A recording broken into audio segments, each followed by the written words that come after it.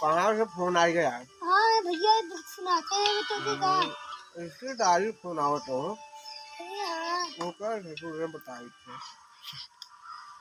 Hello. हाँ भैया, हाँ बोले।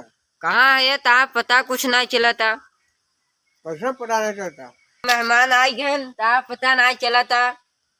अरे हमें तू आज कह आज थोड़ी ना मैं यार ना कपड़ा अपना कुछ साफा ना दिया हाँ बता करो बात में तू आज में सही हाँ।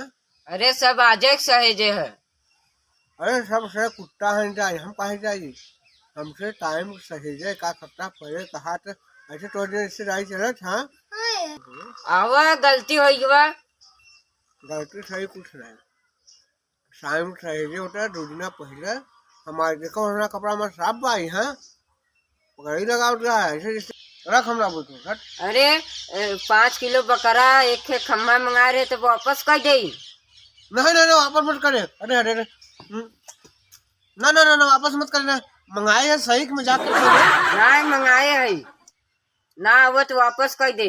अरे वापस मत कर मावत तुरंत हमारे थे हाँ वापस करो मत तब आवत है। अरे तुरंत आवत है हम। चलो ठीक बा कपड़वा तब साफ हो गया बहन की। अब गुजारो के गुस्सा में रहे बोल दिया हम अब बकरा खम्बा के बाद में आवत है ना तुरंत गिर बाहर क्या होते हैं ठीक है हाँ हाँ आ गया